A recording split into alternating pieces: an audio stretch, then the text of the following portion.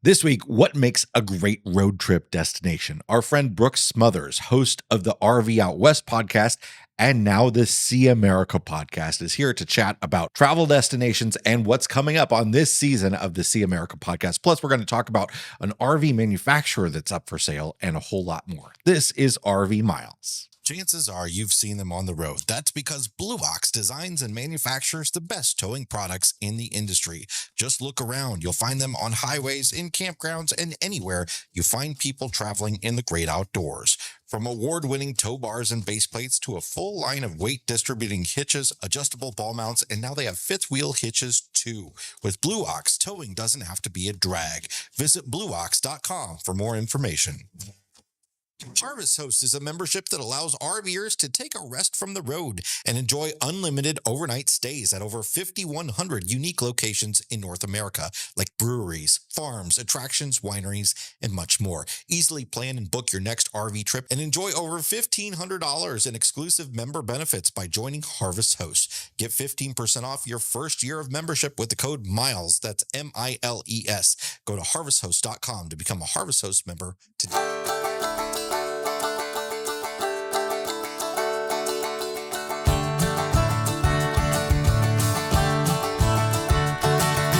Welcome to episode number 365 of RV Miles. I'm Jason. And I'm Abby, and we are two RVers who, along with our three boys, Jack, Ethan, and Henry, have been crisscrossing North America on one epic road trip since 2016.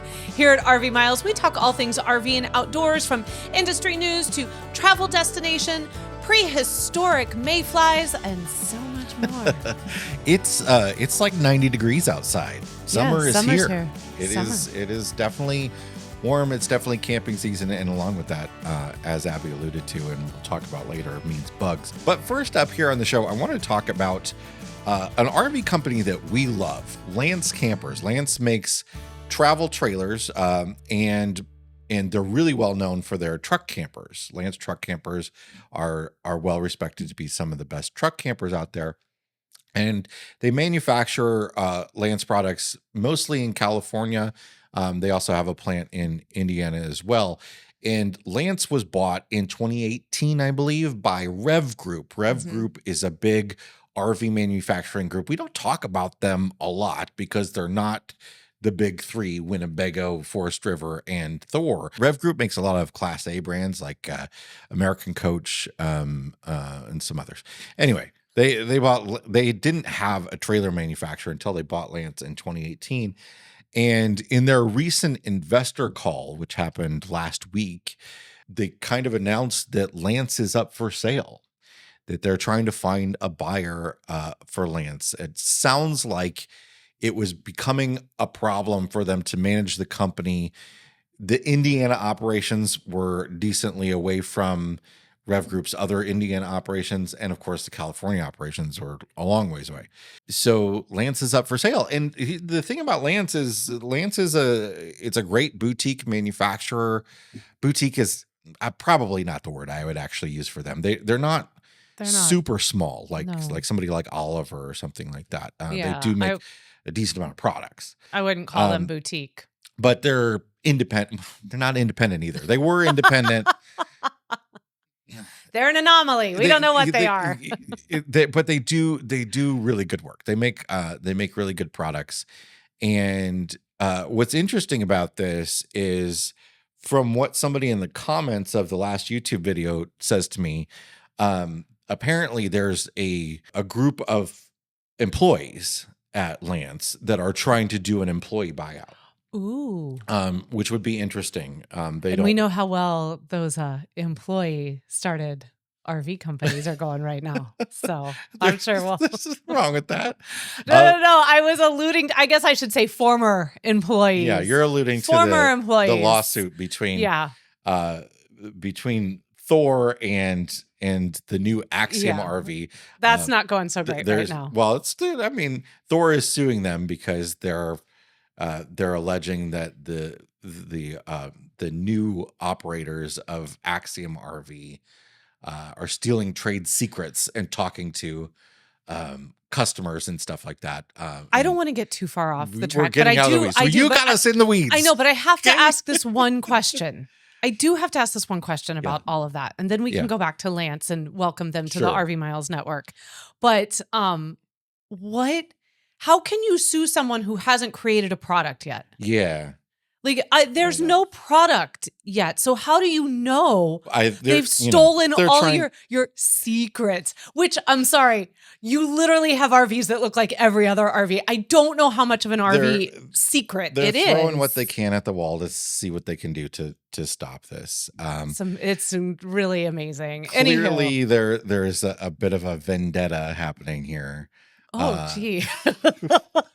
Which is the name of their fifth wheel line. Look, they're not hiding the fact that they're displeased. Okay, they're not pretending like, what? If you don't watch the news roundups, you'd have no idea where we're talking about here, really. But Axiom was founded by former employees of Cruiser and Heartland RV, who were Thor subsidiaries, and Cruiser and Heartland basically, first of all, they fired all the management and moved it over to Thor. And then they closed down the plants and fired the factory workers. And those products are going to be manufactured in Jayco plants. So, the folks that started this company were fired. I don't know if it was all of them, but at least one of them was fired back in November. So by the time they get a product out, it will have been a year, so this guy had a 1-year non-compete clause. But I don't know. We don't know all the details. We don't know all the details. Thor is saying that they're stealing trade secrets and that they're contacting customers and using customer lists and all that. Yeah. So. Thor alleges this, they allege that. It'll all, get worked out. It's just for us. It's just like popcorn. It is. It's just popcorn. But back to Lance. Back to Lance and how we purchase them. Yes. That's the thing. There. So Lance is there. Employees are looking to buy out the company so that they can produce Lance products and own the company. And that's how there's a lot of precedence for that with companies that are operating at a loss. So there is the possibility that something like that happens, and that Rev Group gets paid out by, taking a percentage of products over the year, whatever it might be. So my question is, why employees? Why not RVers? What if RVers owned an RV manufacturer? Wow, I know exactly where this is going. So if you would like to contact us and you have millions of dollars, you can join our little investor group. So you can contact Jason directly at jason@biggestdreamofhishwholelife.com. I think we go. So this is, I think, I love what Lance does. And I think there are some small improvements that could be made on their products. Mm-hmm. I think this is a problem for Lance. Legitimately, I think Lance sits in a zone where there aren't a lot of buyers right now. There are a lot of ultra premium buyers right now, people that are buying the Brinkleys and the Alliances and that. There are a lot of people buying the low end stuff right now, and the stuff in the middle. And this is a big thing in marketing in general, that for generations it can be a problem sometimes. The middle points. In some industries, like, that's the sweet spot. And in some industries, it's kind of like, well, it's too expensive to be, for the entry level buyer, but it's also too cheap for the premium buyer. And I think Lance needs to compete a little bit more with some of the bigger companies making the smaller stuff that they do. Not that Lance is cheap by any way, or super affordable in any way. They're good products, but I think throw $5,000 more into each one of them and charge people $5,000 more, and I think you could do better. Also, I want Lance to build fifth wheels. So Lance, call Jason. He has ideas for you. Small fifth wheels. Yes. So we like that you stay small. Stay small because there's a market for it. And then call Jason. I think that's what Lance does well. They do they have trailers without slides. Ones where there's just like the stuff is sort of jewel boxed in there. There's a lot of detail into how they figure out the floor plan layouts so that they can cram a lot of stuff into a really small space. And I think that's what Lance is good at and what they're known for and could continue to do with a fifth wheel. I like when companies kind of stay with what they do well and they stick with it and they don't try to reinvent the wheel too much. I would say, no, don't get in the fifth wheel business. Do what you're doing and do it well and keep doing it and plus it up just a little bit. I want there somebody, you go.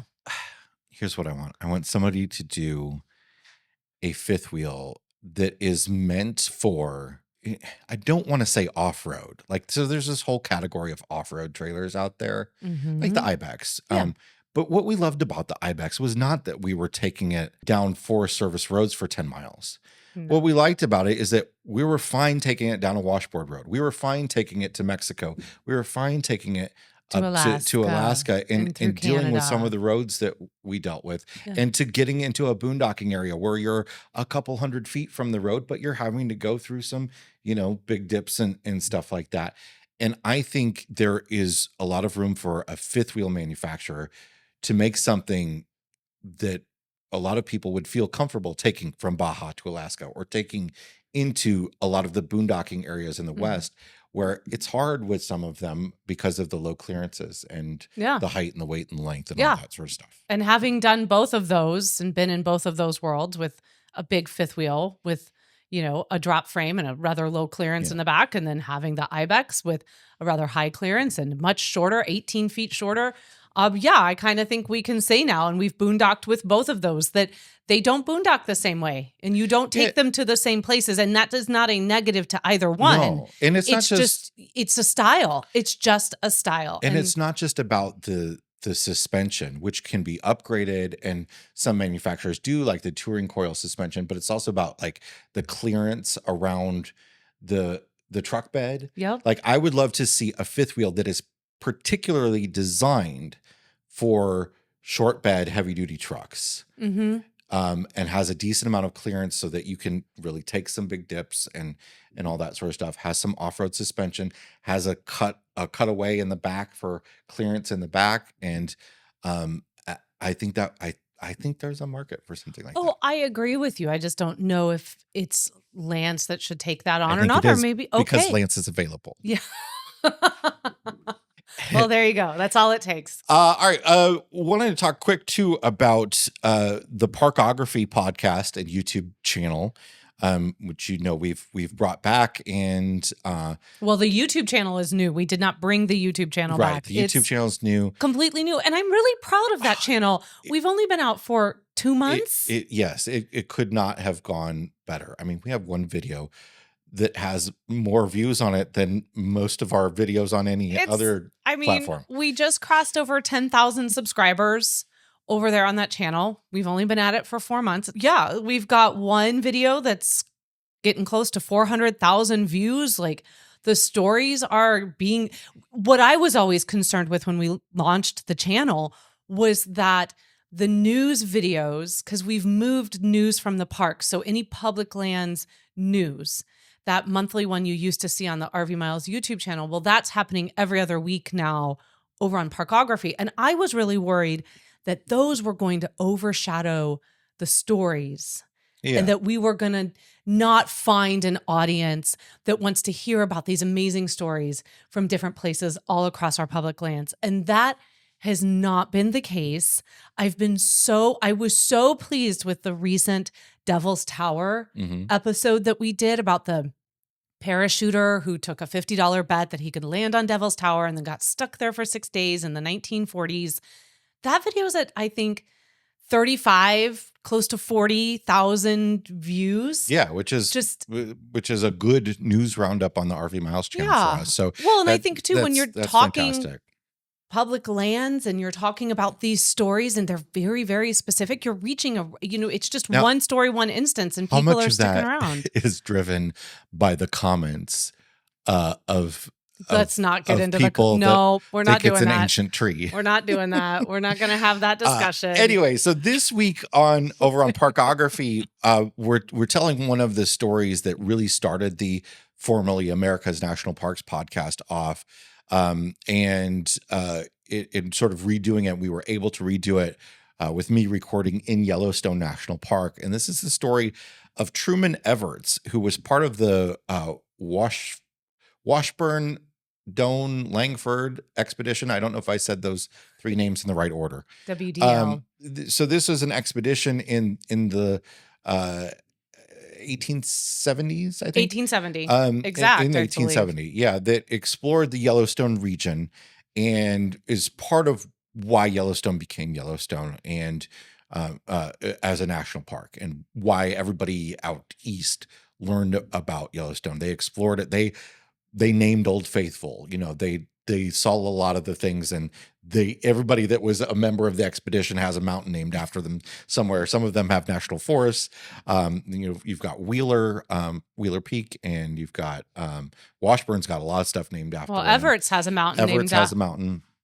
So Truman Everts was a U.S. assessor, and he was 50 some years old, I think 52, when he set out on this expedition. And he's a guy that's not the greatest outdoorsman. Let's just put it that way. That's an understatement. And he got separated from the expedition and spent 37 days in the Yellowstone area, wandering haplessly. We're trying to get out because, there's mountain ridges every direction. There's animals. He spent a night in a tree with a cougar encircling the tree on the ground. He spent a night in a bear's den because he was hallucinating and just thought it'd be a nice place to sleep. He started fires all around the den to keep the bears away. He lit the forest on fire twice. And this is after spending 2 weeks not starting a fire, not having any fire, because he didn't know how to start a fire. You are basically, Jason, you're giving the whole story away. It's just so much better to watch it. A man that was haplessly dealing with Yellowstone and everything that comes with it, the animals, his lack of food and shelter, and getting burnt by geysers and all this sort of stuff, only to survive somehow miraculously. And it's oddly a tale of sort of the power of positivity, because he really was a very positive person and insisted that he would not die. Yes. In Yellowstone, and that's really kind of what got him through. So I'm really thrilled to be able to share this story again. We shared it, 7 years ago. So it was one of our first in 2018, and it's actually the story that really launched America's National Parks podcast, like sort of into where it is today. This was the takeoff story for us. This has been the most downloaded and listened to story in the history of all of the stories that we have told. It is to go to hear the story and then to go to Yellowstone is really quite something, because you find yourself referring back. I mean, even on this trip here in 2025, 7 years later after recording that story, I'm still walking around and I'll say to him, I cannot believe he sat next to one of these thermal features for as many days as he did. Like, it's incredible. To the point where he hated it because he felt like it was like a sauna. Yeah. It's just incredible. His story is phenomenal. And the number of cougars and grizzlies and wolves that existed back then was quite different. Than now. Quite different. And it's great.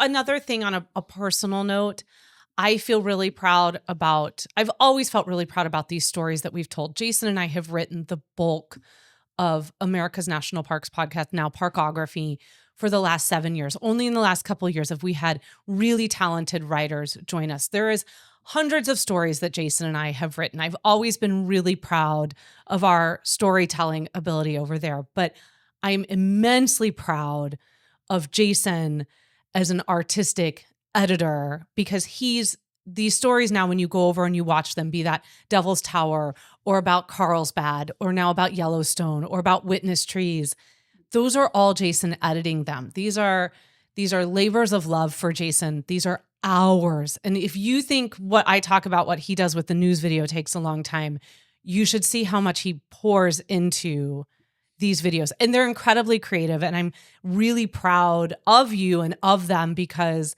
it's, you're such an artistic being. And I think that sometimes we don't don't get to kind of have outlets for that. And so it's been really cool to develop this channel and then watch Jason kind of tap into that artistic side of himself that doesn't often make it into what we do from day to day. So thank you very much. If you like Jason, you should go over so and support that channel, because it's all really, Jason's labor of love over there. I really appreciate that. It is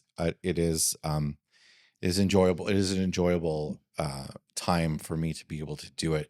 Fortunately, it does take a long time, and you're trying to get it done with all the other things. But but that's all right. But I am thrilled with it, and I hope you are too. So go check out that episode, and that just a little teaser. Check that episode out, and then watch next week's podcast episode, or listen to next week's podcast episode. Both of these are both on audio and video. Mm-hmm. And next week we will be talking here on RV Miles about our visit to Yellowstone National Park, and it was a great visit. Yeah. So look, tuck in next week. Okay? It's going to be a long one. So grab some popcorn, grab a drink. I just settle down, because we're going to be here for a minute next week. Spoiler: we're recording that right after we record this episode. We're literally going to change. I just did the show notes, and they're probably one of the longest show notes that I've ever put together for an episode. So it's going to be a jam-packed episode.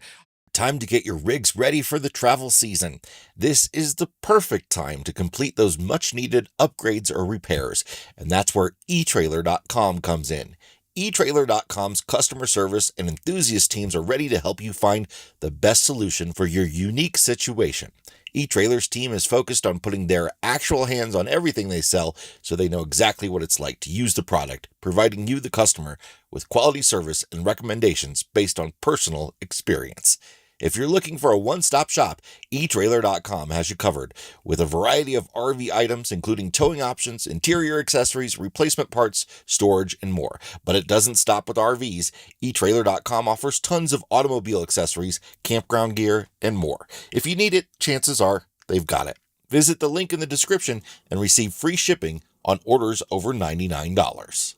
More in a moment, but first, if you're like us, you absolutely need internet on your travels. And the sponsor of today's video is a great internet solution for travelers. It's a cellular device that works on multiple carriers from a company called Travelfi. Travelfi allows remote workers or anyone on the move really reliable internet access that allows you to move around freely. You don't have to have a permanent location at all to set it up. It's a small, compact device with no contracts and no commitments. You just pay for the months you use, and it just works really well, really quickly, really easily. And if it isn't working for you, they have a US-based call center to help you troubleshoot. Travelfi allows you to stream, work, and play on the go, whether you need internet in your RV, your cabin, even your hotel room. You can get internet in so many different places thanks to their multi-carrier network, and you can browse and work in confidence and comfort. When you go to their website and use the code RVMiles15, you can get 15% off your device order. Again, no contracts, no commitments. You just pay for the months you're using it for.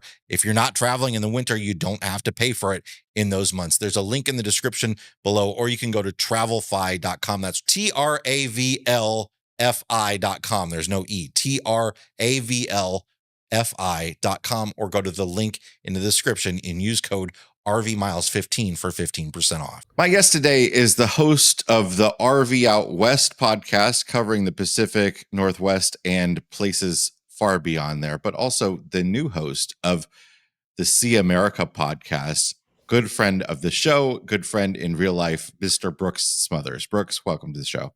Hey, Jason, thanks so much for having me on the show. I appreciate it. It's good to have you back. We had you on the show just over a year ago. We got to chat about a lot of great Pacific Northwest destinations. But today we're going to talk about the whole country, because you're the host of See America podcast, which we are so thrilled to have back. We started the See America podcast. It was actually in 2019. I actually had the idea for it when I was having brain surgery in the hospital.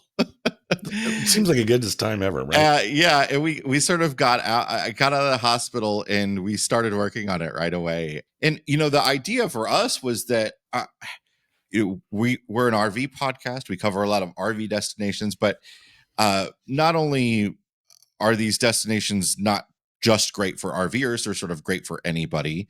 But also there are other destinations that we couldn't cover because they're not really RV friendly. And we just sort of had this thing that we love being like these weird, quirky, odd, interesting, fun roadside attractions that are a big part of our journey as RVers. And I think a lot of RVers. And we got to start working on the show and sort of thought a lot about what a roadside attraction is. Not necessarily a roadside attraction, but sort of any road trip attraction is. And I think for us who had been RVing for several years at that point already, we sort of still had this image of our head of like Cadillac Ranch, like the quintessential sort of Route 66 roadside attractions. Mitchell's Corn Palace. Yeah. And then, we get into working on the show and really realize that the existence of that is, it's there, it exists, but it's really mythical in a lot of ways. And a lot of these places are totally different from what you would consider a typical roadside attraction, but incredibly surprising in a whole different way. So I'd like to start out with talking to you about this season of the See America podcast. So you're the new host, you're choosing the episodes, you're writing the episodes, and you're narrating the episodes. And we're starting here with a 10 episode season. I should say the show's been gone for like 3 years now. And you approached us and said, "Hey, I really liked this and I wish it was still here and I would like to do it." So I have always been a fan of See America as well. I subscribed to it. I listened to it. I very much enjoyed listening to all of the various different episodes that you and Abby had done. And I was bummed when it went dormant in 2021. So after meeting you guys in that February at the Seattle RV show, it seemed like a good opportunity to just kind of talk to you, to be like, let's revive the show. Let me kind of take it off of your plate per se, and let's bring it back, because it was such a great show. I love that each episodes are 10 minutes. So that's a quick, hey, I'm leaving my house, I'm running down to the grocery store. I can listen to it 10 minutes on my way to the grocery store, or I'm going to take my dogs on a walk, put my earbuds in, and, I can do a 10-minute dog walk and listen to an episode while I'm on a dog walk. So I find that kind of 10-minute short segment of a podcast, that's what I loved most about See America. And I like to learn little nuggets and find these cool places and like, ooh, I want to add that next time we are out in that particular area. I want to go see that. Yeah. And, the only reason that we had stopped working on it is that we just didn't have the bandwidth. And our America's National Parks podcast had really become so overwhelming for the amount of work that was for us. And we just felt like we needed to take one thing off of our plates. Yeah. And we were really sad to lose it too, because it was one of the more joyful things that we worked on, because you get to sort of pick these cool destinations, some you've been to and some you haven't, and research them and learn a lot about them. We would even, research for an episode as a way to figure out something about a place we're going to, So I would love to start by then talking about this upcoming season that you've chosen of the show. 3 episodes are out. We have the Rattlesnake Roundup, the Integratron, and the Rock and Roll Hall of Fame. And by the time this episode comes out of RV Miles, it'll be a day before the next episode, the Soul Duck Hot Springs. And then you got 6 more in this sort of 10 episode season that we've decided to sort of break this up into. So talk to me a bit about these destinations you chose and the process of choosing them. What made you pick them? Putting these episodes together is a bit of work, a lot of writing. And I enjoy writing. I don't mind the writing part. It's the writing or the recording and speaking part that's actually the easiest. And so for this 10 episode launch, I wanted to make sure that I had that visceral experience of being in that place. And could I draw from those 5 senses of how I experienced it and what it was like when I was there? And some of these places I haven't been to now in a while. I'm going to talk in one of the episodes down the road in the future about Winchester Mystery House. I went to Winchester Mystery House in like, I don't even know, like it was 2000, I think. It was, 20 years ago. But what's really cool is that I put these 10 episodes together. Again, they were all places I had been. So I felt like I could really speak to them and talk about what my memories and what I enjoy about these. And they've obviously have all left a lasting impact on my life because they're just cool places. And so I think part of what I'm really excited about for See America going forward is that, it's not just these wacky roadside attractions. I'm also trying to find fun festivals and other things that maybe are not on your radar. So I have a lot of ideas for season 2 of See America. I think for us too, that was something that we realized quickly too, is what you just touched on, that it's not just places, it's events. The first episode of the season was the Sweetwater, Texas Rattlesnake Roundup. And for as unique as something like that is, there's so many other things like that across the country that are really part of the fabric of American culture. Some of them for well over a century, right? And you've got everything from Burning Man to parades and like the Albuquerque Balloon Fiesta. There's so many different things, these sort of big events that people gather around, that are not just for a community, but for travelers as well from around the world, come to a lot of these things. So I think there's just such a plethora of things to choose from for a show like this. But if we look back at sort of the quintessential road trip destination, the sort of like the roadside attractions, the things that are like, you're stopping in this town because you want to go to Wall Drug. They got this. Yeah. Right. This is what was there. You're going to Corn Palace, Wall Drug. What makes a good, to you, a great roadside attraction? It's not something you're going to see every day. You're not going to find it everywhere. That is what is the draw to that one particular destination, wherever it is that you're going to see. I like learning about the why. Why is it there? Whose idea was it to make the world, out in Long Beach, Washington, we have the world's largest frying pan that actually works, right? So I was just going to say world's largest frying pan as an example. I just had that. Yeah. So the world's largest frying pan is out in Long Beach, Washington. And I guess now it might not be the world's largest. So now it is the world's largest frying pan that's ever been used. And so they used it, I think, to fry up oysters or something. And so now, right. So you go and see this and you're like, why did they put together and build this largest frying pan? And so, finding those fun stories, I think ties into kind of earlier what you were talking about, the American culture. And I think it's the tapestries of the uniqueness of America and kind of what are all of these fun events and kind of cool destinations. You talked about Cadillac Ranch, but just down the road from Cadillac Ranch is Bug Ranch. And I love Vita Beetles. So they have the Bug Ranch just down the road from Cadillac Ranch. So you can almost see, a 2-for-1 in the same day. I think the idea of a road trip is quintessentially American. Our interstate system is designed and was designed and built, and that freedom of the road from Jack Kerouac and reading on the road and people, saying, I'm kind of rejecting the whole suit and tie and I'm going to go get a job and raise a family. And no, I'm going to go do this thing, to Steinbeck's Grapes of Wrath, as people are kind of leaving the Dust Bowl and heading out to California and on that pilgrimage for a totally different reason. You have this kind of idea and a narrative of a road trip. And I think that is quintessentially American.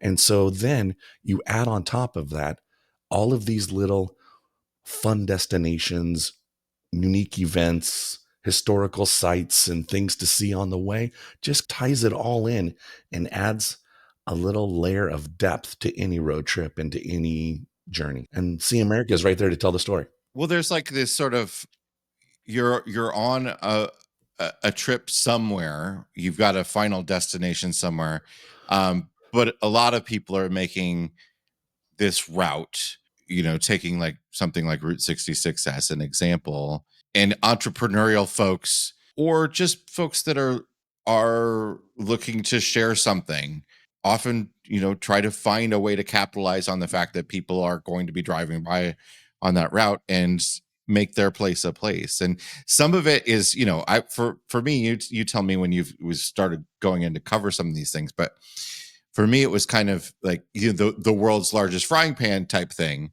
And there's a lot of that, the world's largest twine ball. And there's not much to write about, the world's largest twine ball. It's a twine ball and it's the largest one. Yep. It's the biggest one. And there's not much, happening when you go there to see it. You stop, it's quick, it's cool, but that's about it. Then there's stuff like the Integratron. A dude has aliens told him to build the thing, right? Or something like that.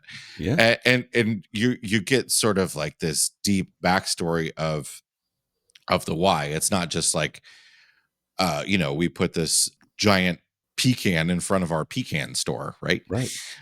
So I for me, it's like they're all great though. Like it's not just that there are the places like Winchester Mystery House that you could spend hours at. And then there's places like the giant frying pan that you could spend 5 minutes at. Yeah. And even something like Cadillac Ranch, you've got Cadillacs stuck in the ground. It's a cool photo. If you take the time to go spray paint them, that's an activity involved. I didn't even tell my kids when we went, and we showed up and they were like, "What's this?" And I go, "Hold on." And I reached in, I pulled out a bag of 2 cans of spray paint, one in each of their colors. And I was like, "You guys go nuts." And they were like, "What?" I go have fun. And a lot of people don't realize that. They think that spray paint is just like that. No. That's part of the art. And no, art is you spray painting. Adding to it. Yeah, absolutely. Yeah. Leave your mark on Cadillac Ranch. So I gave 2 cans, 1 can to each of my kids and told them to go nuts. And they ran around and emptied a can. It was awesome. Let's talk then about some of the places that you've been to that you haven't covered yet on the show, though. You've traveled the country back and forth many times. You've lived all over the place. You've seen the world. Where are some of the places that you're really excited about covering in future episodes of See America? Really good question. I don't know if I want to talk about this, Jason. I mean, come on. You got to keep it a surprise. One, actually, a cousin of mine told me about, and it wasn't even on my radar. And now I'm intrigued enough. Not only I want to research it because I want to learn more, but I definitely want to go check it out myself. And it is an art installation in Nevada called The City. I had no idea. I just learned about this place maybe 6 months ago. It was not anywhere on my radar. So I don't know. Maybe there'll be an episode about the city in Nevada. You just touched on something there. Part of the idea of this show is sharing the history of some of these cool sites that people know about.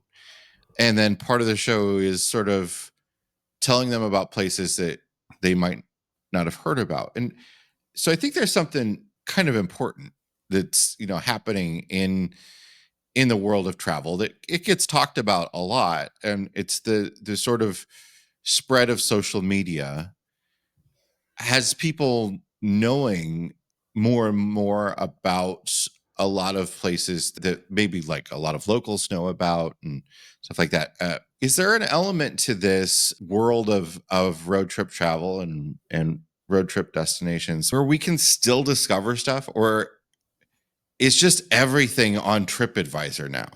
I think no. I think no. I think there's still a lot of opportunity to find places that have not been Instagrammed. And you can go and find out about them, learn about them. Sure, there's the big hits. Like if you're driving across, we've talked about Wall Drug. We've talked about Cadillac Ranch. Those are like must see. Those are the big ones. But I had just learned about the city, like I told you, 6 months ago. I had no idea, and my cousin told me about it. He's never even been. He lives in Charleston, South Carolina, and we were just on a Zoom catching up, and he told me about it. So I do think there are still a lot of places. I have a future episode in this season where I talk about a town in Pennsylvania in the Appalachian Mountains that is still burning to this day. It's been burning for 60 years. And I don't know if a lot of people know about it unless you're kind of from the Mid-Atlantic area and are familiar with that particular story of that town. But I think there's still these little pockets of places that are what I think makes See America very cool, because I hope to talk about them and share with Well, people about them. I think that's a cool part of an audio podcast too, is as opposed to like the Instagrammable destinations. There are a lot of great road trip destinations that aren't super photogenic. They're not the point of them isn't seeing something Huge wild sample or picture. beautiful or whatever it is. It's sometimes it's a museum, sometimes it's a historic site or something like that that is a place to learn, a place to reflect, a place where something really interesting happened but isn't happening now, right? Right. And there, I think that is something that is really unique to having an audio podcast where we can sort of cover those places that people aren't stopping in a scroll through Instagram to find.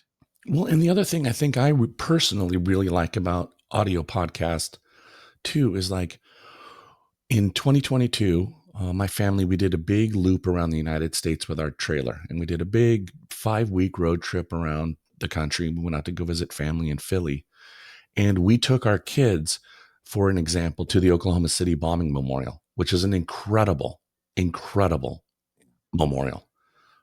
It's designed beautifully. It is just sad and amazing all in one. It's just very, very cool. But my kids are young. I mean, they're middle school age. They don't know anything about Timothy McVeigh and the why or any of that. And so on our way, we listened to some podcasts kind of giving a little bit of the story about what led up to that particular horrific event. And so when we got there, our kids had some base knowledge of why we were taking them there and why it was so impactful and so important to go see. And I do think it made a bigger impact on our children than just kind of running around and looking at this little reflection pond and these things. And so I hope that people listen to See America too when they're out on the road driving and they're on their way and maybe they're passing through an area and they're like, oh, look, and they're scrolling through the entire chronology of See America and be like, we're in Bend. Oh, Jason did an episode on the last blockbuster. We should go see that. Let's listen to the episode so we can learn about why this blockbuster is still even around and standing. Or, hey, Brooks did an episode on Rock Hall and we're in Cleveland. Let's go. We're going to see the museum. Let's listen to a little bit about. So you just get some base understanding about one of these places when you're on your way. And I think that's what makes audio podcasting enjoyable. I like it too from a storytelling perspective. It brings me back to the campfire and sitting around a campfire and just going, hey, Jason, have you been to Rock Hall? Let me tell you about it. It's really cool. Yeah. And so it's this kind of just this rote narrative that we get to tell. And I think it's woven into all of us. So. Yeah, and it's something you can even do at the destination too. Especially with the sort of 10 to 15 minute episodes, yep. You pop your headphones in and you're walking around a destination. You can sort of listen and experience. The Oklahoma City bombing, that place. So that event for me was one of,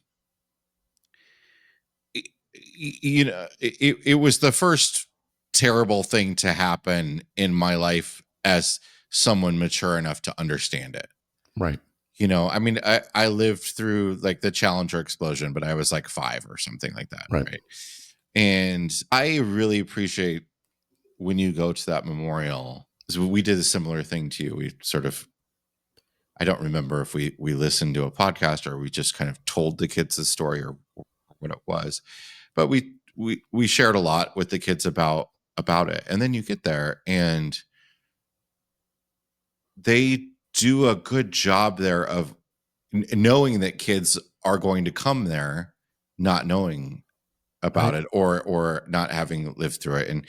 And also that there's big emotions and things for kids to be concerned about. Right. Right. So I remember our kids like doing they had like chalk art set up where you can an area where you do chalk art and kids could leave messages for family members of people who died and stuff. And I think there's something really special about places like that have sort of like, even if there weren't, I don't have a relative that died there, I don't have a particular connection with the place, but as a human, just sort of healing to your soul in a way.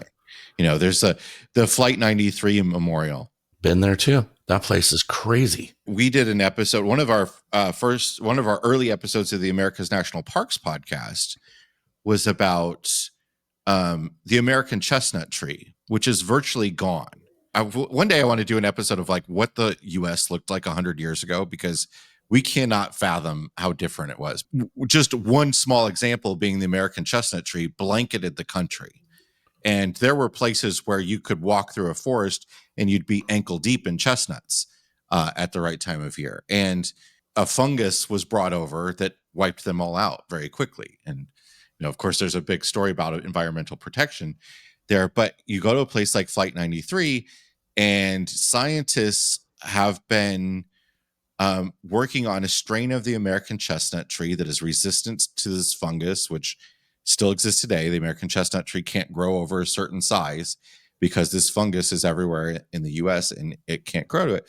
And they've planted groves of these fungus-resistant American chestnut trees at Flight 93 Memorial with this sort of idea that this is a place, for rebirth too. What a cool idea.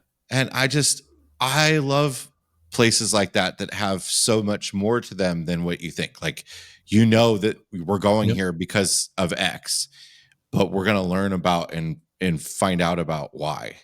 Right. And I think that's one of the things that really makes a lot of the destinations we visit across the country really, really, really special. And I think that's part of why I want to talk about some of these places. Even now, they don't have to just be fun and funky and wild and be like, oh, that's kind of cool and weird and kitsch. But some of them, I think, are very, very impactful places too. Yeah, we run the gamut of course, there's a lot of impact across the country. There are a lot of places where terrible, wonderful things have happened, and there's a lot to cover. So I'm very excited to have you doing the show. I'm very excited about the rest of the season. So the shows are coming out each week for the next, now we've got 6 more weeks of the show. We do. The Solduck Hot Springs I'm very excited about, because that's a place that I've been and really enjoyed up in your neck of the woods, the Pacific Northwest. Can I tease anything else? Please. Okay, so we got the Solduck Hot Springs. I am a big music geek. In fact, just as a quick little tidbit, originally, I think I was going to be a music educator, was my initial career goal. And then I got a 28% on a music theory final. Oh, 28%. I'm really proud of that 28%. I worked hard for that 28%. And so that kind of ended my musical journey. So I am a bit of a music geek. So I do touch on, also, we're going to talk about what makes Muscle Shoals so cool. I had no idea until I started researching Muscle Shoals, and there's a great episode coming out in the future about that place. Ooh, there's also a really fun festival in Eugene that happens in July. It's a very cool fair, and we're going to talk about that fair in Eugene. And I've seen a couple of different times in my life, but the Wild Ponies of Assateague. So we're going to talk about how they got there, why they got there, and kind of some of the fun things that happen, like on Pony Penning Day. If people are not familiar with that, go read the story of Misty of Chincoteague. So there's a lot of fun things coming. Oh, and I also am going to talk about the world's largest bookstore. And luckily, this place is only 4 hours from where I live. And we go once a year. And it's a place that my family disperses. We don't see each other for 3 hours. I love it. We all reconvene in a coffee shop, and everybody's got their stacks. And we have our stacks for the year, and the place is amazing.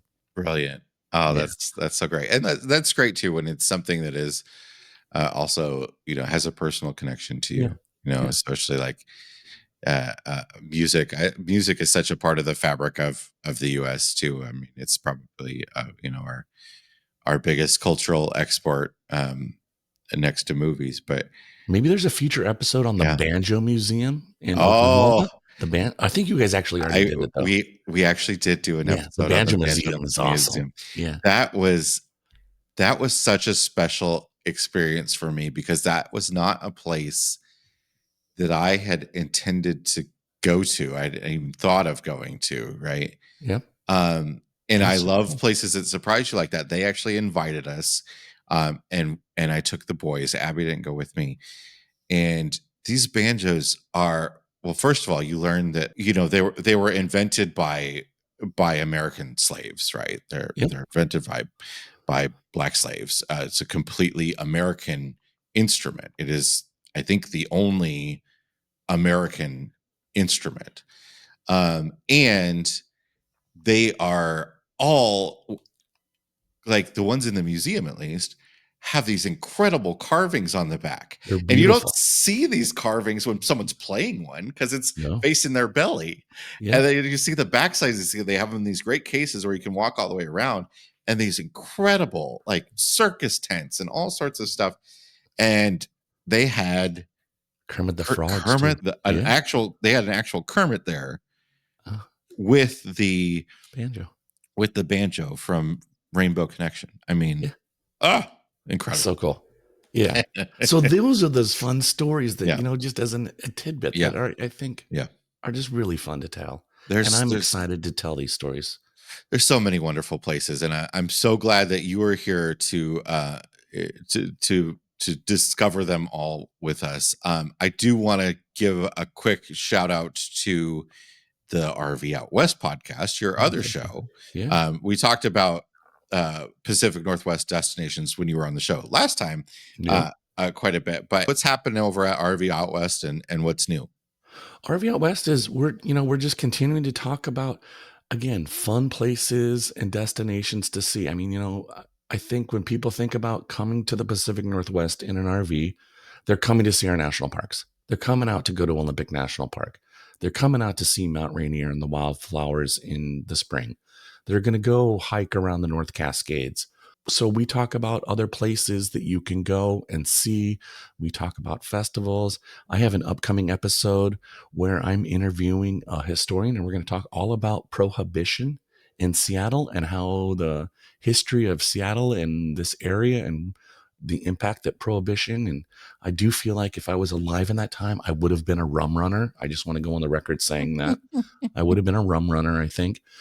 But so, we're going to, and how can you tie in these kind of cool things into your RV adventures when you're here? I interviewed a film historian. And so we talked about all sorts of Hollywood and the Pacific Northwest and different filming locations. And so Twin Peaks was filmed here. And so Kindergarten Cop was filmed in Astoria. The dogs are going nuts. They got excited. We just talk about all of those different kind of things that are destinations, locations, and where you can go. Well, Brooks, thanks so much for coming on today. Of course, check out the See America podcast over on any podcast app, and of course, the RV Out West podcast as well. And once again, we're just so thrilled to have the show back, and we're so thrilled to have you taking the helm of it. So thank you so much for being a part of our community and for putting all this together. And I hope people are really enjoying listening to the revived episodes of See America. I've had a lot of fun putting them together, and so I hope people are enjoying listening to them as well. So, Brooks Smothers, thanks for being here. I'll put a link to both of the shows in the description for this episode. A big thanks to our friend Brooks for that interview. And of course, if you are not subscribed to the See America podcast, we highly encourage that you go over and get that. We've got new episodes every single week, and Brooks has just put together such an incredible collection. So please go over there and support that. We thank you in advance for doing so. But now it is time to check the level of our tanks, and that is sponsored by our friends over at Liquefied RV Toilet Treatment, the No BS toilet treatment. You can find them over at liquefiedrv.com. rv.com. Okay, Jace, what is in your black tank this week? Oh, the air quality here is rough. And some of it's from wildfire smoke from Canada.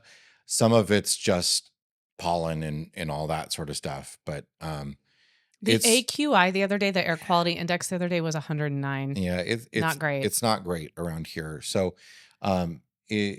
yeah, that's it. I just don't like it outside right now. And, some of that is from the Canadian wildfires that are happening. And certainly, and certainly our poor air quality is nothing compared to what they're all battling over there. But it is such a testament to how much wildfires impact all of us, not just the communities that are being devastated by them. Yeah.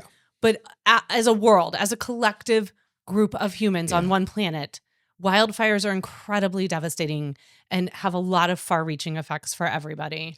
Yeah, and for me, it's just annoying that it's nice outside finally, and the air quality just stinks. But we've had some family members really suffering, so Henry and I have been pretty miserable.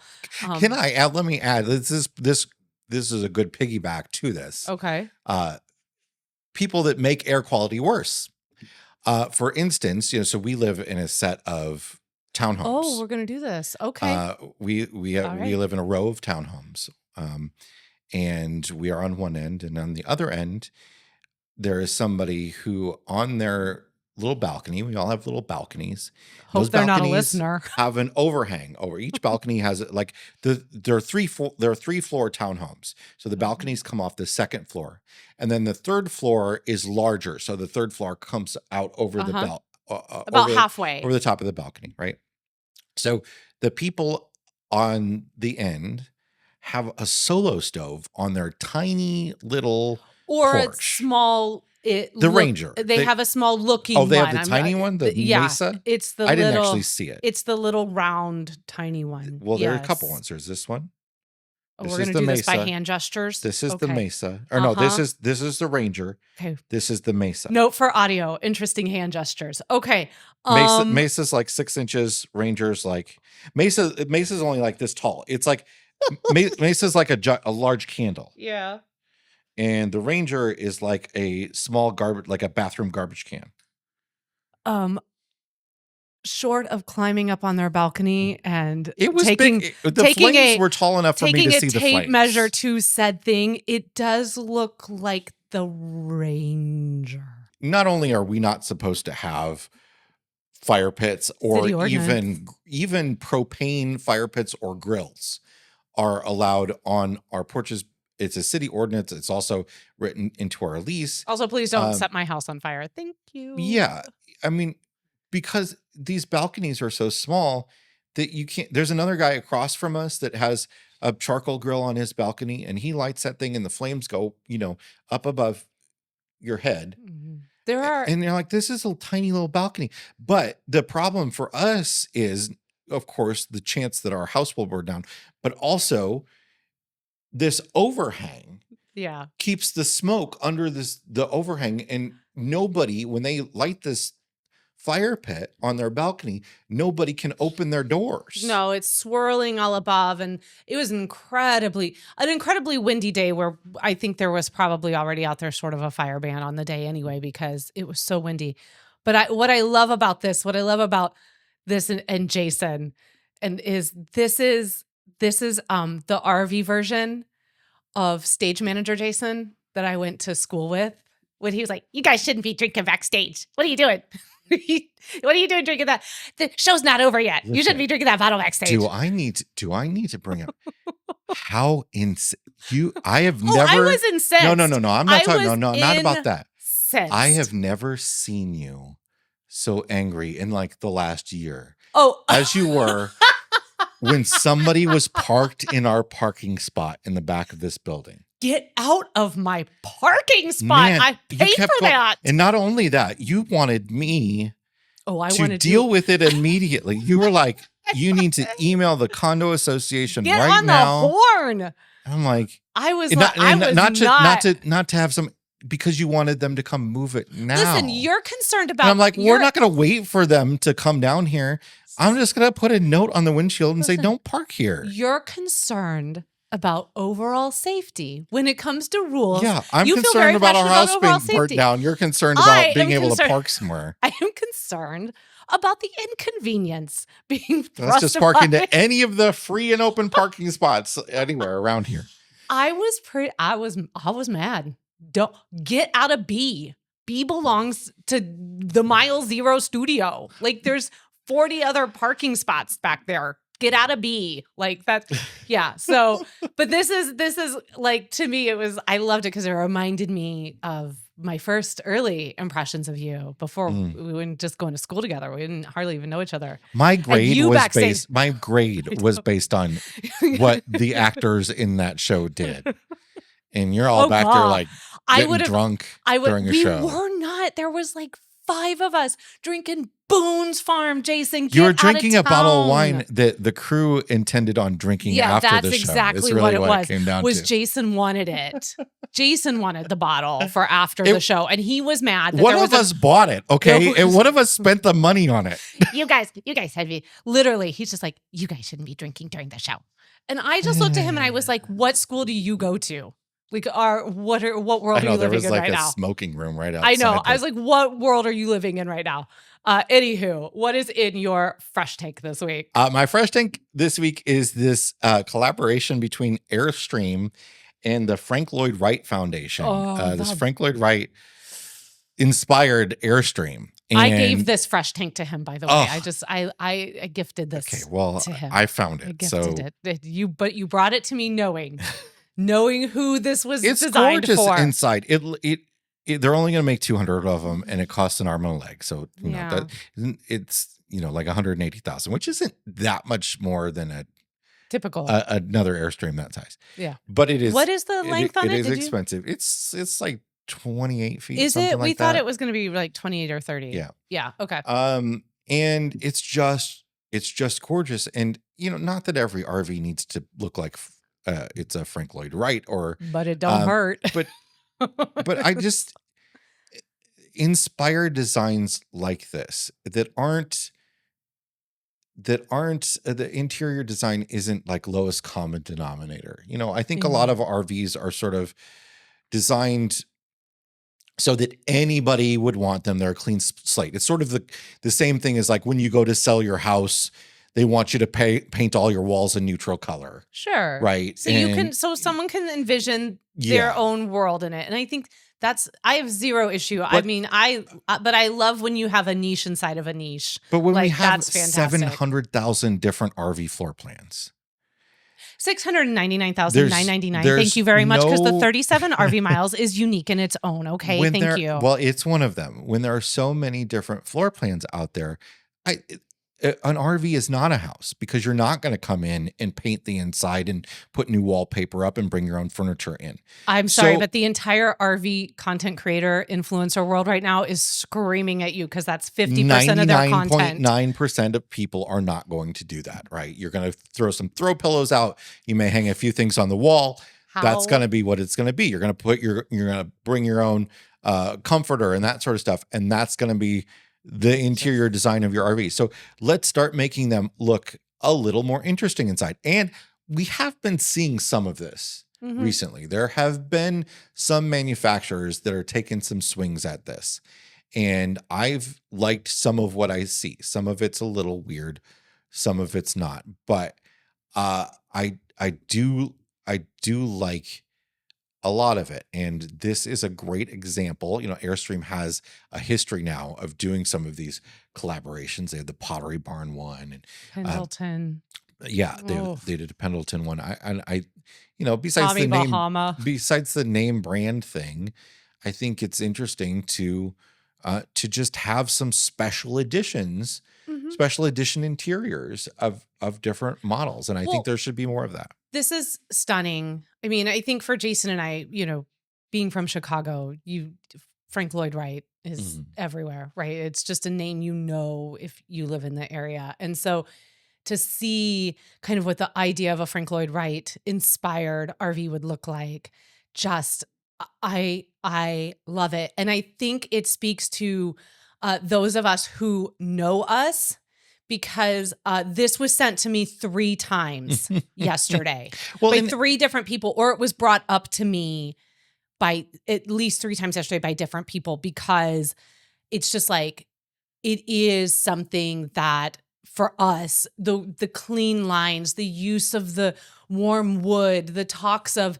the inside being a part of the outside, these are all words that are, very much ingrained in like what Jason and I think about when we think of RVing, or even as we have been, building our own home base now and putting our house together there just as much as we do in the RV. Like that sort of aesthetic is very predominant, like in all of our living spaces. So and it is stunning. Airstreams really do feel, to me, they've changed a bit over the years, but they are sort of early mid-century modern. So it's a great pairing. I mean, I put a teaser on Monday in the RV Miles Facebook group that was like, Jason's going to cover today the rig tonight on the news video that is literally my post-kids era RV.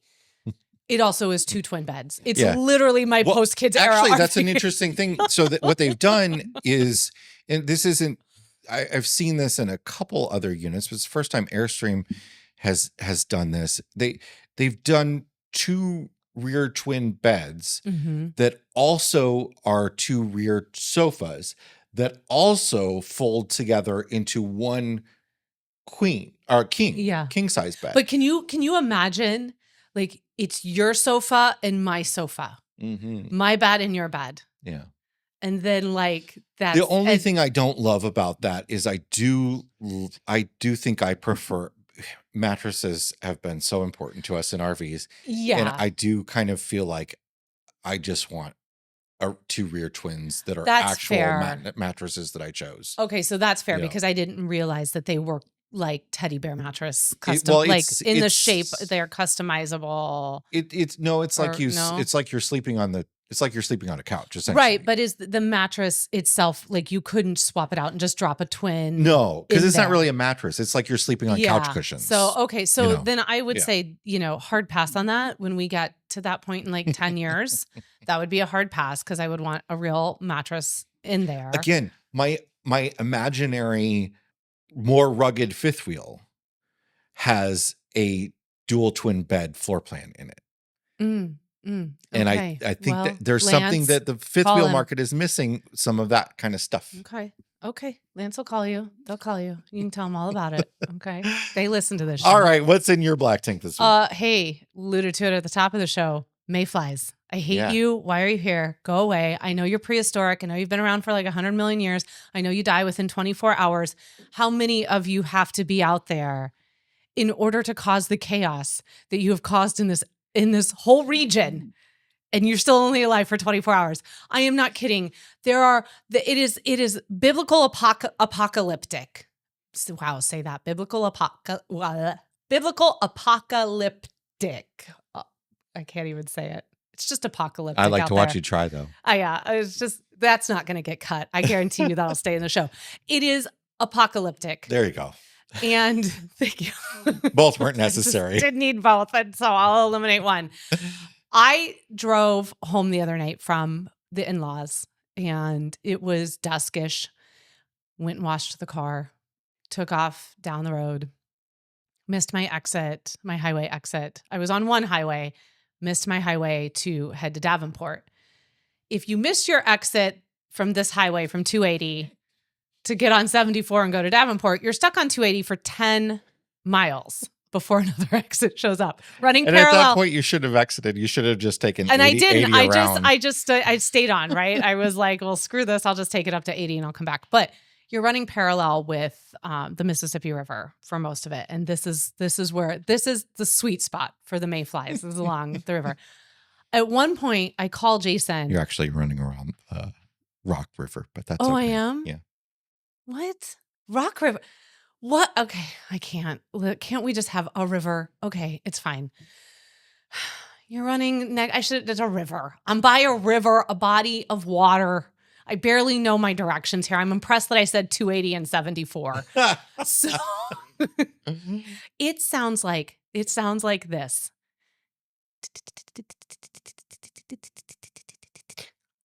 constant. And I'm like, is it raining? Is it hail? What's going on?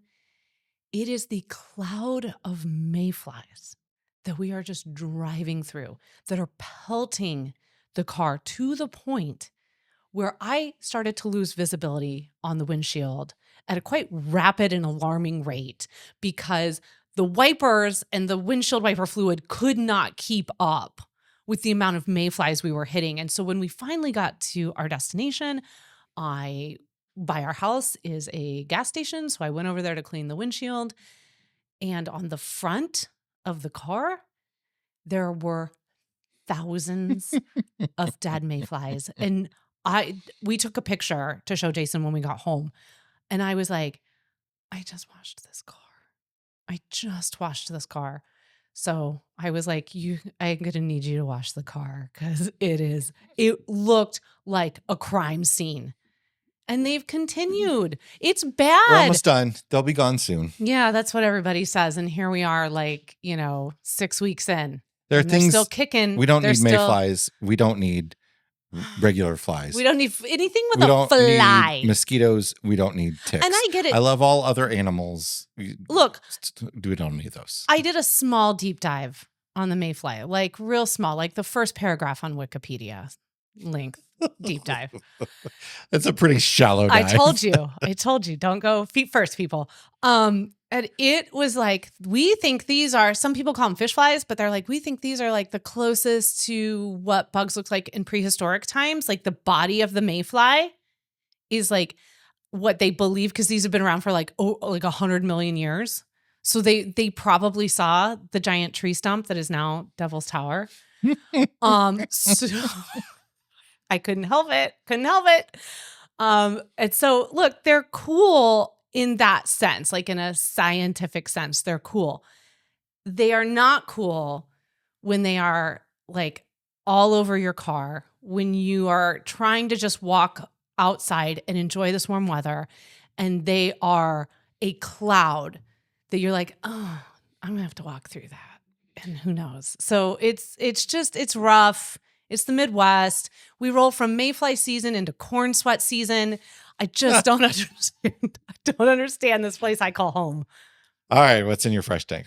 So my fresh tank is something that you covered over in the Parkography news, the last episode that came out last week. That people got really mad that I covered. You upset the internet.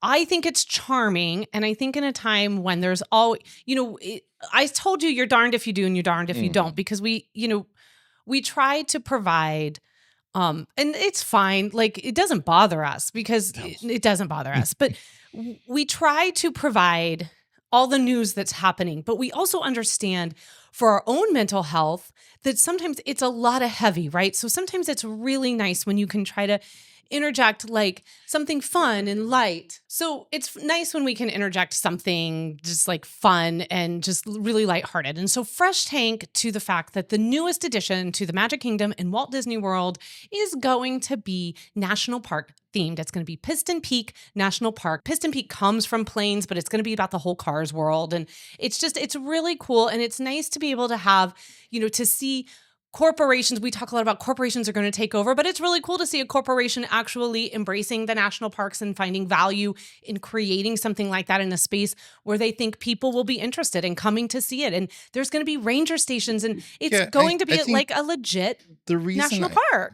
The reason I thought it was cool to share this story, not just because it is nice to add a little bit of levity, but also the national park idea is a big thing. It lives in the zeitgeist in a place where something like Walt Disney World, they're going to make a land that is an imaginary national park. And us as people who go to these places and love them, I think it's important to sort of share and spread that inspiration. Yeah. And I think that's great that they do that. They also have a national park themed land at California Adventure at Disneyland in California. Yeah. And it's one of my favorite lands at a Disney park. And y'all know we love the Disney. Y'all love, no, we love the national parks. We get them both now at Orlando. So fresh tank to that. I think it's a fun thing to be able to have stories like that from time to time because there's a lot of heavy happening in places like this. And so, I'm excited. I'm looking forward to it. I will be there. I will be there when it opens. That's it for this week's episode of the RV Miles podcast. Yes, it is. Thank you so much for joining us this week. And hey, if you're enjoying the RV Miles podcast, consider doing 2 things that you could do to support the work we do here and across all of our different channels. The first one is you could just share this video or any video that you've recently watched or audio episode that you've listened to that you really enjoyed. And you could share that with your community. And you could say, hey, this is a brand I'm really enjoying. These are a couple people that are kind of crazy and sometimes they don't know what they're talking about, but they're fun and I have a good time with them. And so if you could share it, that would be great. Another way you could do that is by becoming a Mile Marker member and supporting monetarily the work that we do here at RV Miles. Both hold equal weight and have so much value. Mile Marker members, we have lots of perks for y'all to say thank you for supporting us in that way because we know how important all of our dollars are. So if you want to learn more about that, just head over to rvmiles.com/milemarkers. It's $7 a month. It's $70 for the year. All of that money stays right here and goes into creating all of the content that we put out week after week. So thank you very much for picking one of those 2 things. We really, really appreciate it. Until next week, please stay safe. Watch out for the Mayflies. They're still out there. They're still coming for you. And keep logging those RV miles. Bye, everybody. Bye.